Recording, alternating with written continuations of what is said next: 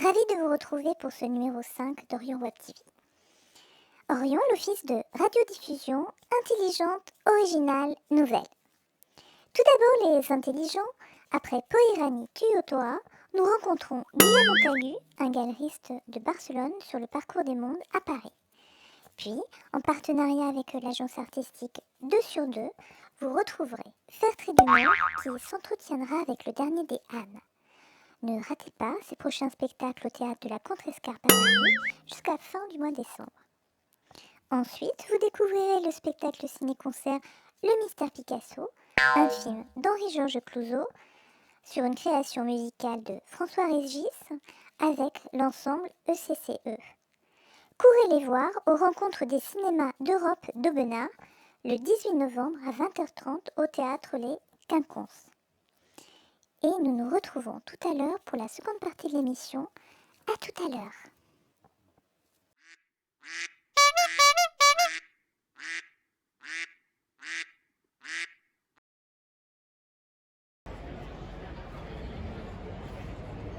Le 20e anniversaire du Parcours des Mondes et nous nous trouvons à Saint-Germain-des-Prés dans le 6e arrondissement. Nous sommes une galerie de Barcelone et chaque année nous venons donc à Saint-Germain-des-Prés exposer dans ce fameux Parcours des Mondes qui est le Salon international des arts premiers.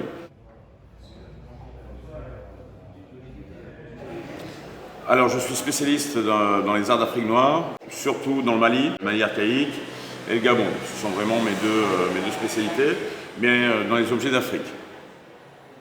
Nous avons aussi des objets d'Océanie, de Polynésie, mais surtout des objets d'Afrique noire. L'objet le plus archaïque de la galerie date du XIIIe siècle, qui est un objet dogon.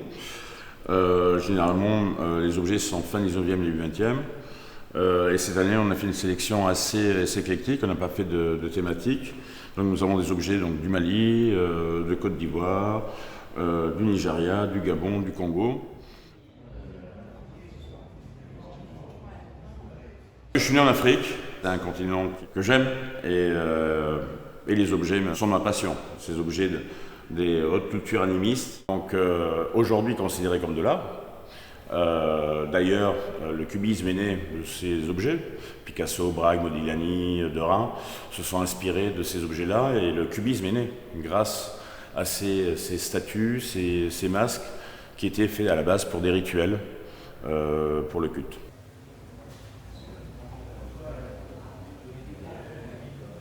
Alors, je vous présente donc cette année l'objet le plus important que j'expose à Paris. C'est une statue baoulée qui vient de Côte d'Ivoire, qui a été dans une collection à Barcelone pendant des années, chez quelqu'un qui est un grand collectionneur et qui avait un goût exquis.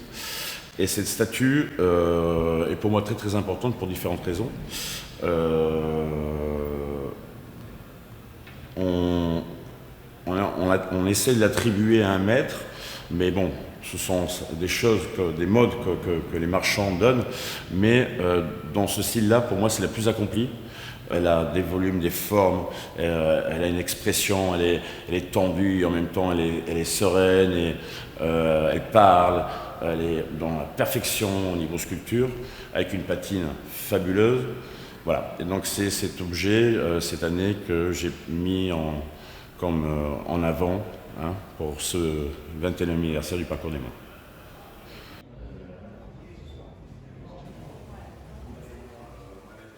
Alors cette année, j'ai fait une confrontation de l'art primitif avec des tableaux contemporains, avec Antoni Tàpies, qui est un artiste catalan, enfin, qui est décédé.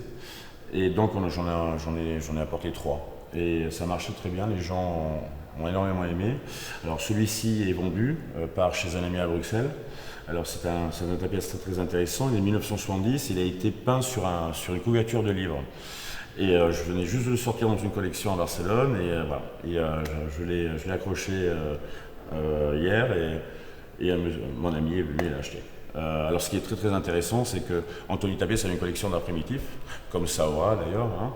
Et là, donc, cette année, on a fait cette confrontation avec donc, des objets d'art africains et des tableaux du XXe et XXIe siècle.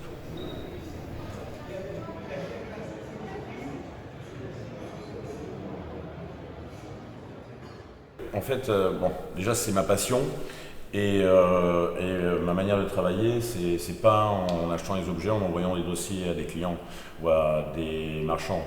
Mon métier, c'est trouver des objets, les garder, les étudier et les exposer dans un salon ou dans une foire. Parce que j'aime le contact avec le client, le contact avec le marchand. Et ce sont des objets qu'il faut voir, ces objets qu'il faut toucher. Et donc, bon, le Covid, donc on n'a pas pu faire de salon pendant 2 ans. Mais bon, on a continué à travailler et cette année, on est ravis de pouvoir participer au Parcours des Mondes. Et on espère que les différents salons en Belgique et ailleurs se feront cette année et l'année prochaine. C'est un masque qui n'est pas du tout africain. D'ailleurs, c'est le seul masque, enfin le seul objet qui n'est pas africain dans la galerie. C'est un masque qui vient de Papouasie-Nouvelle-Guinée, qui est Gara et qui est pré-contact, donc qui est 19e, taillé à la pierre. Et en fait, j'ai découvert ce masque aux États-Unis. Et je suis tombé complètement amoureux et en fait je voulais le garder pour moi. Mais bon voilà, comme je veux faire plaisir aussi aux collectionneurs et à mes amis, je l'ai exposé. Mais je trouve que voilà, il y a tout, il n'y a rien, il est fabuleux.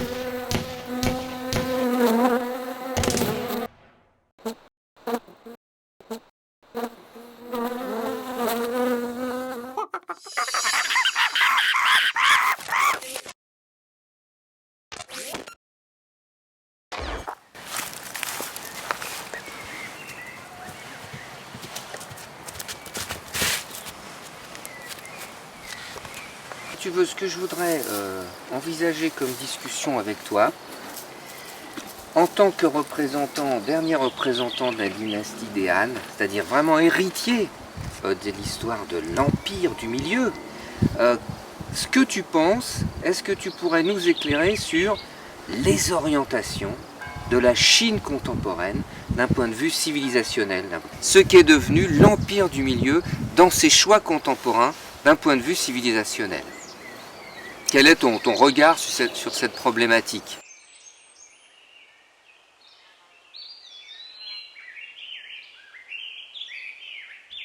Qu'est-ce qu'on peut dire là-dessus? Est-ce que tu pourrais nous éclairer? Comment tu vois les choses?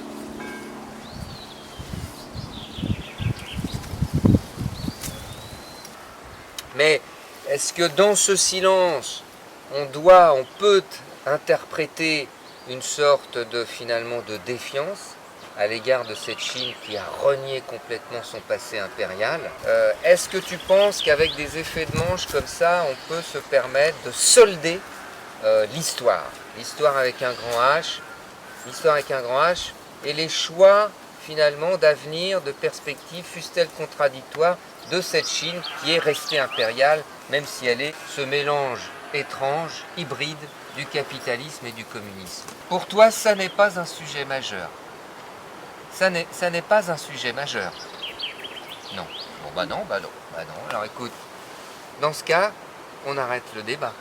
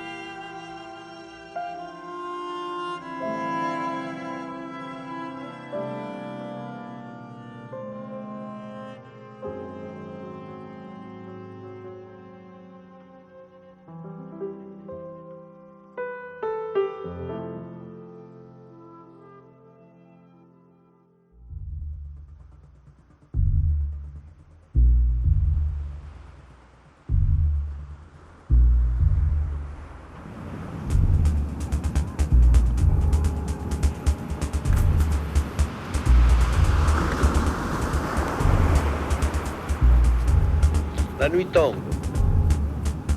Elle tombe de plus en plus. La lune, les étoiles, une étoile filante.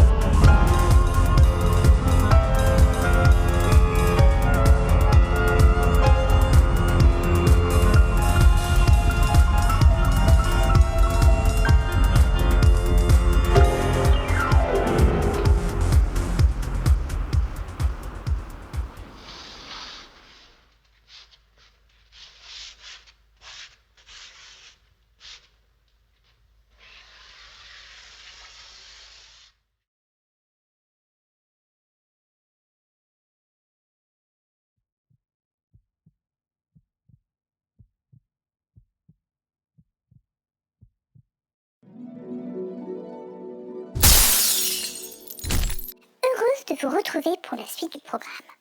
La suite du programme se déroulera avec votre moment de divertissement, le ciné C-Quiz avec Daniel Roca, en collaboration avec l'agence artistique 2 sur 2.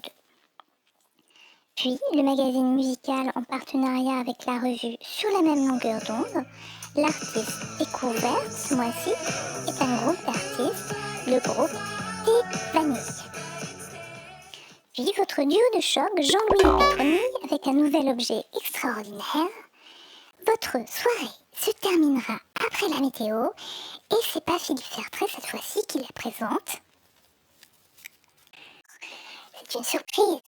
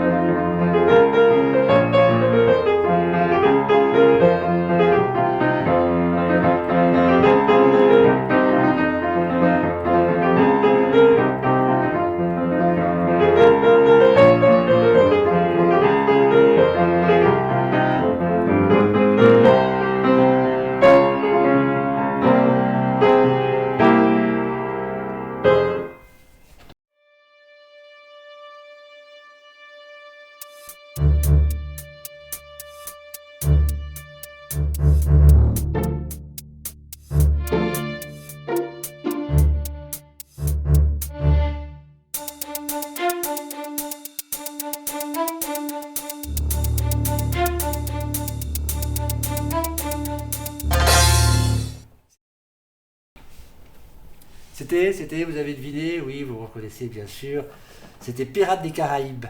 Et ce qui est amusant dans ce film, dans cette histoire de Pirates des Caraïbes, c'est que c'est la première fois dans l'histoire du cinéma qu'une attraction d'un parc, pour eux c'était Disneyland, donne naissance à un film. D'habitude c'est le contraire, toutes les attractions sont extraites et sont inspirées par des films. Mais là, c'est le contraire. Ils ont créé cette attraction Pirates des Caraïbes où on se promène dans des souterrains et tout avec des bateaux et des attaques. Et c'est au vu de cette attraction que les producteurs et le scénariste a eu l'idée de faire un film. Voilà.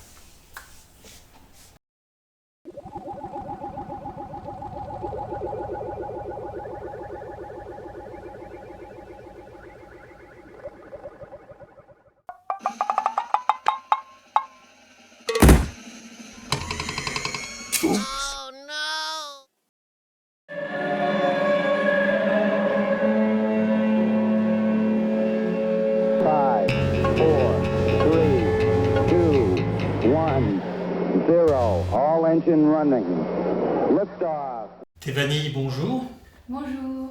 C'est parti. Ça tourne?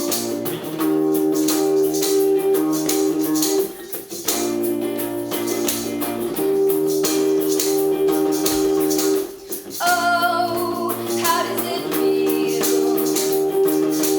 Drowning into the sky, hoping for another reason.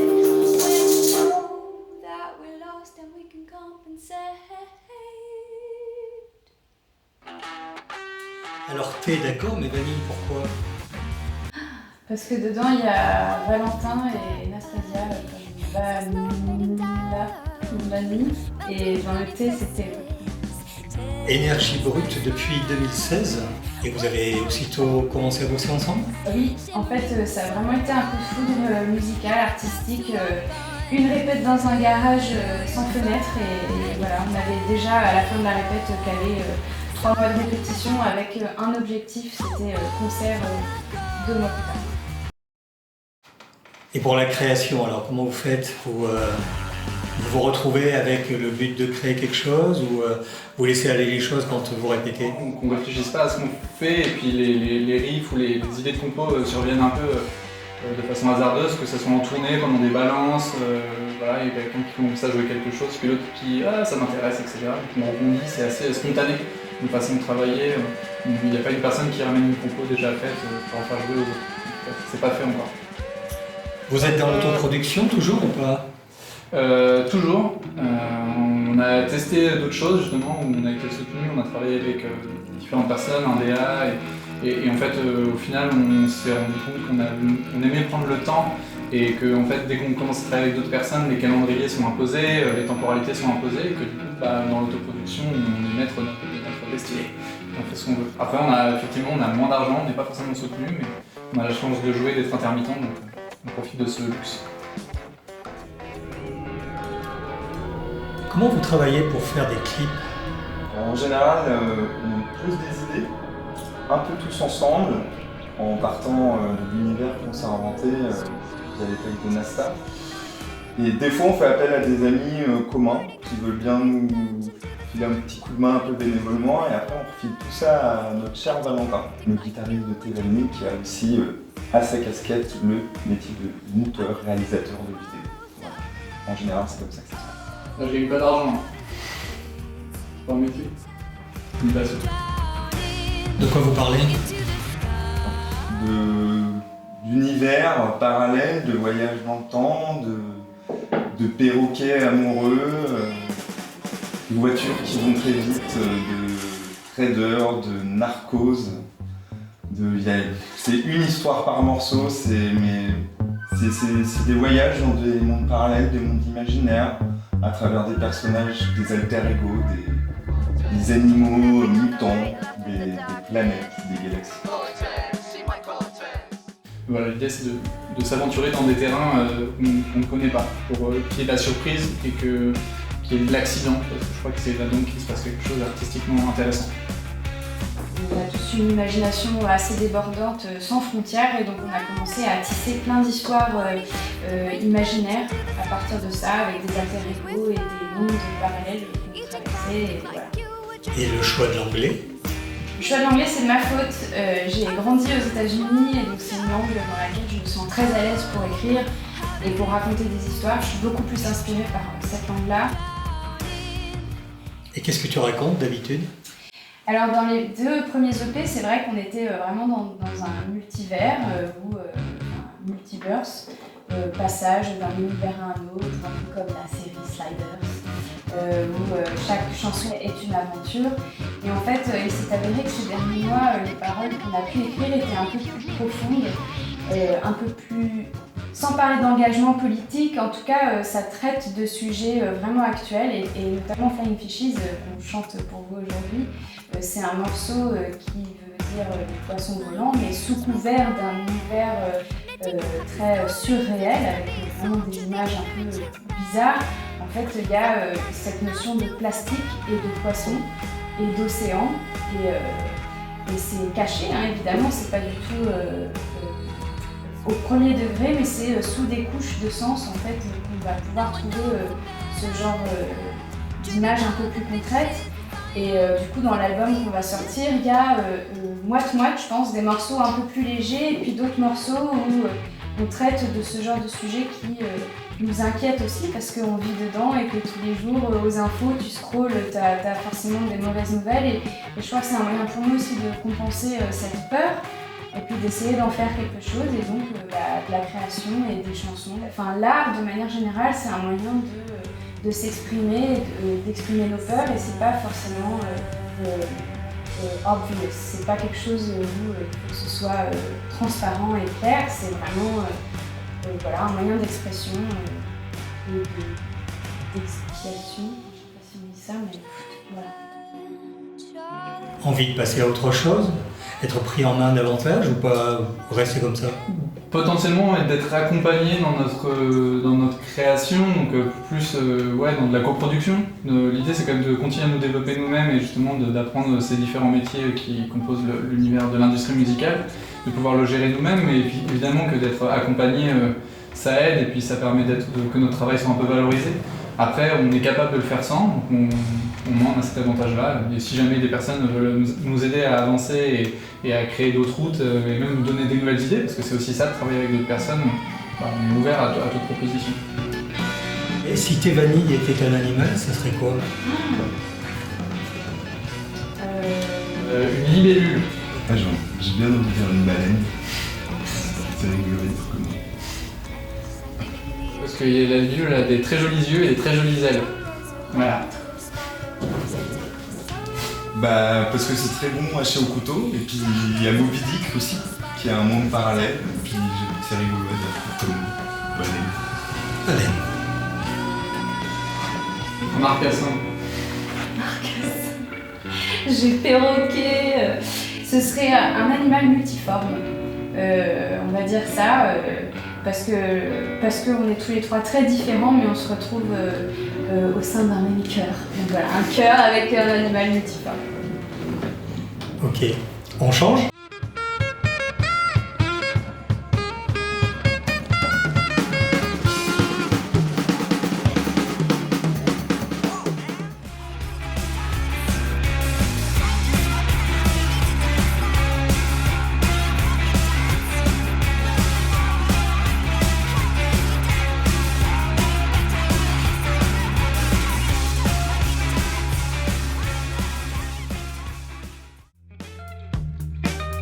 She's the girl that's trying to make you sick. Drink the fizz, kiss the lip. You said you were buying flowers, but instead you went to the game with your boys. You're no fun no more. Donny toy, Donny toy, Donny toy.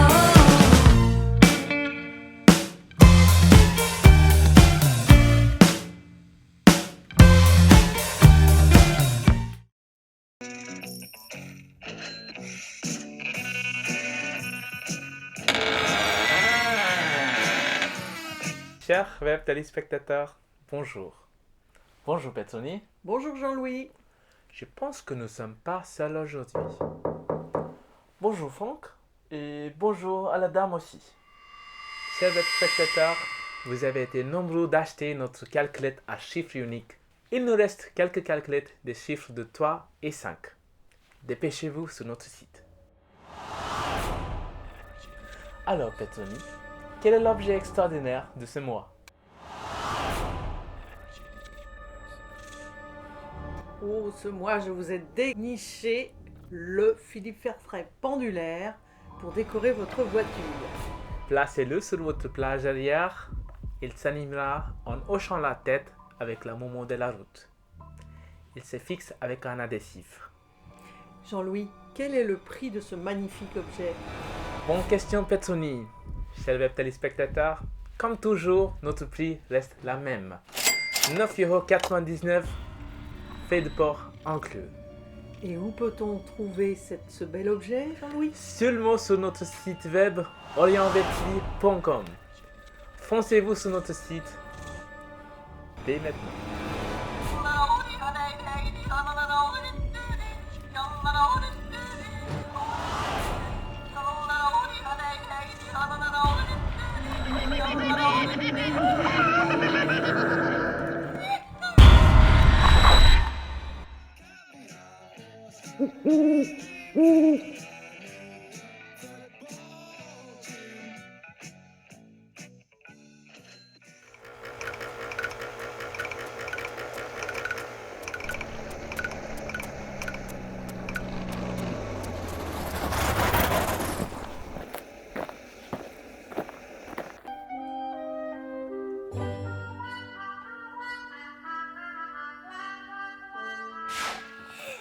Bonjour à tous.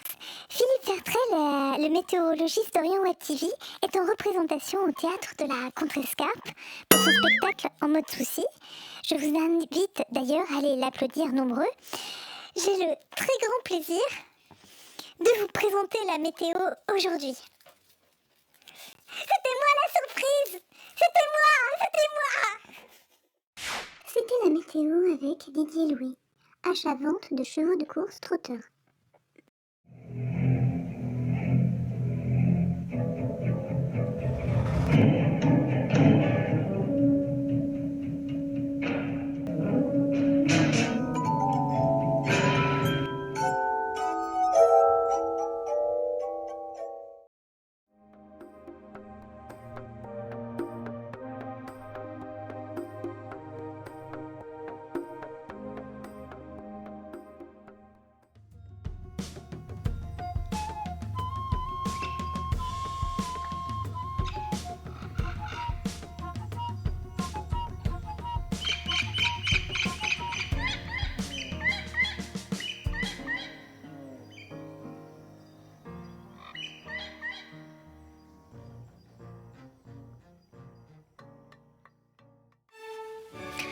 Le moment mystérieux naît de l'interférence de deux mondes, du monde habituel, normal, où nous vivons, et d'un monde insolite, bizarre, qui parfois nous saisit à la gorge de son irrécusable présence. Là, c'est notre première rencontre, l'émergence brutale du moment mystérieux.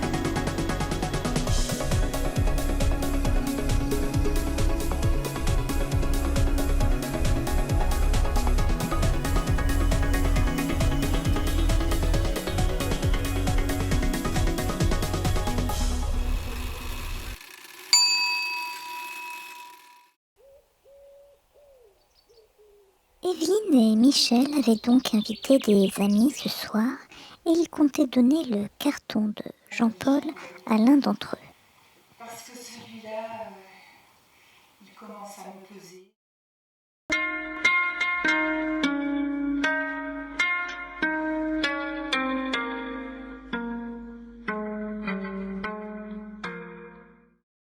Deuxième épisode, les invités d'Evelyne et de Michel. Chapitre 1er, Elisabeth. Elisabeth, c'est elle en haut et au milieu.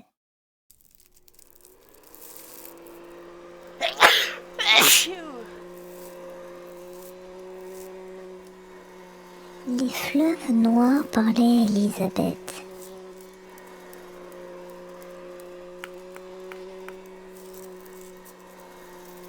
Ils parlaient très fort.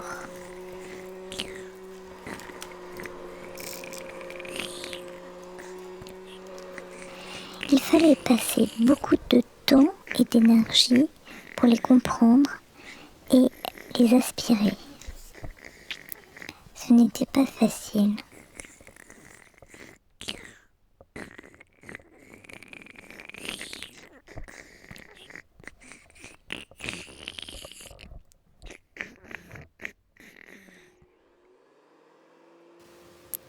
Elisabeth ne savait pas trop quoi faire. Tout semblait marcher à l'envers. C'était difficile de savoir comment avancer dans le bon sens.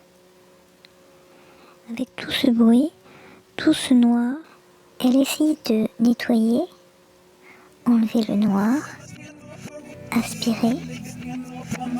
Il y en avait beaucoup. Elle essayait d'écouter des musiques joyeuses en se lavant les mains. Elle les écoutait à l'envers pour essayer de remettre tout à l'endroit. Ça ne marchait pas. Ça ne marchait pas. Avec tout ça, elle avait attrapé un rhume noir. Avec tout ce bruit, tout ce noir. Mais grâce à un message de Jacques, elle entendit l'invitation d'Evelyne. Elle répondit oui. Et Elisabeth se mit en chemin.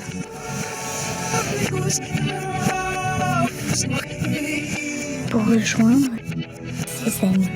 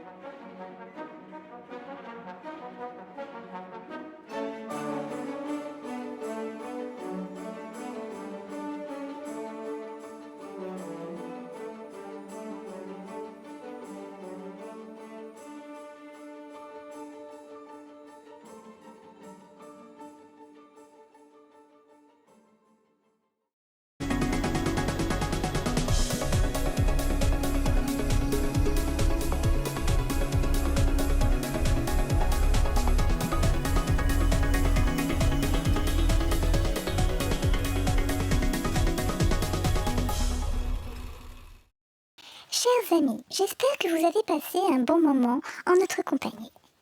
Pour soutenir Orion, notre association, et les collectifs Coin Coin et Cerveau Volant, les Chouets de la plage, les Colliers sans chien et compagnie, n'hésitez pas à vous procurer l'objet extraordinaire du mois, le Philippe Fertrais pendulaire.